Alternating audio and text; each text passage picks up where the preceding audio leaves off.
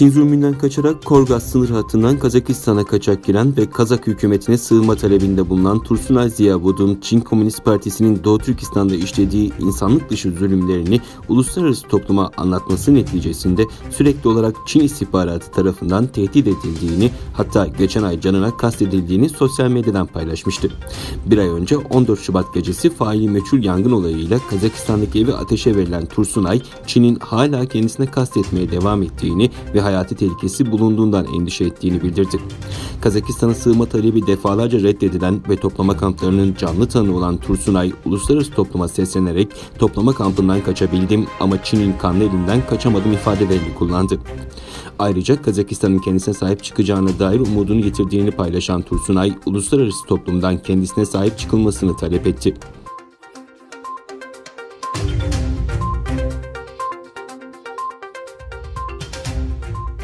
Tayvan Doğu Türkistan Derneği'nin düzenlediği Duvarsız Cezaevi Uygurların Durumu konulu fotoğraf sergisi 14 Mart tarihinde Taesong kentinde başladı. Tayvan Doğu Türkistan Derneği'nin başkanı Avukat Hachadong, Özgür Asya Radyosu'na verdiği röportajda serginin amacının Tayvan halkını Çin'in Doğu Türkistan'daki insan hakları ihlalleri, özellikle toplama kamplarındaki işkenceler hakkında bilinçlendirmek olduğunu söyledi.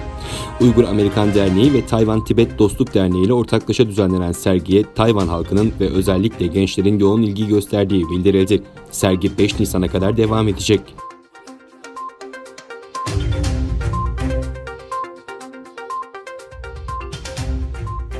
ABD'de açığa çıkan federal hükümetin Çin'de ortaya çıkan yeni tip koronavirüsle mücadele planında pandeminin birçok dalga halinde 18 ay veya daha fazla sürmesinin öngörüldüğü belirtildi. New York Times'ta yer alan haberde 13 Mart 2020 tarihli 100 sayfalık ABD hükümeti COVID-19 müdahale planı başlıklı çalışmanın detayları paylaşıldı.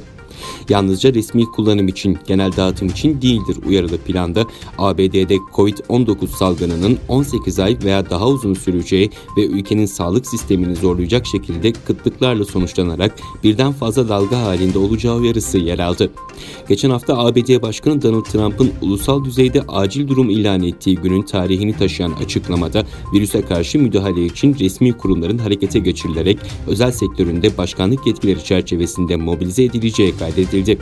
Planda Trump'ın Amerikan endüstrisinde vantilatör, solunum cihazı, koruyucu giysi gibi kritik sağlık ekipman üretimini hızlandırmayı zorlamak için olağanüstü bir adım atma yetkisi veren Kore Savaşı döneminde çıkarılan 1950 savunma üretim yasasını devreye sokabileceği ifade edildi.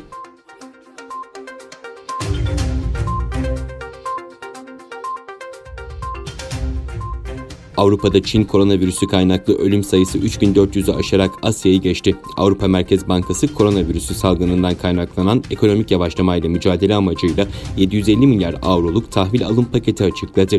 İtalya'da yeni tip koronavirüsünden ölenlerin sayısı 475 kişi artarak 2978'e yükseldi. Almanya Başbakanı Angela Merkel göreve geldiği 2005 yılından bu yana ilk kez yaptığı ulusa sesleniş konuşmasında koronavirüsünü 2. Dünya Savaşı'ndan bu yana en büyük sınama olarak tanımladı.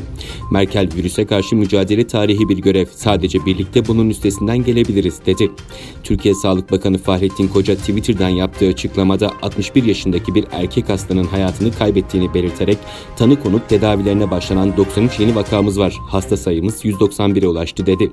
Ankara'da da Cumhurbaşkanı Recep Tayyip Erdoğan başkanlığında koronavirüsle mücadele eşgüdüm toplantısı gerçekleştirildi.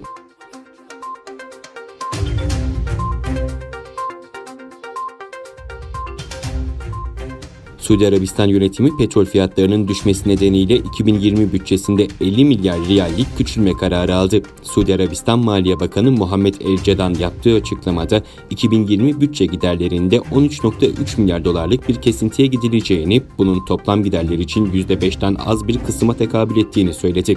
Cedan, söz konusu kararın yeni tip koronavirüsü COVID-19 kaynaklı ekonomik kriz, küresel ekonomik büyümedeki kesin düşüş ve bunun petrol piyasaları üzerindeki olumsuz etkileri neticesinde alındığını kaydetti. Suudi Arabistan 2020 bütçesinde giderler 272 milyar dolar, gelirler ise 222 milyar dolar olarak belirlenmişti.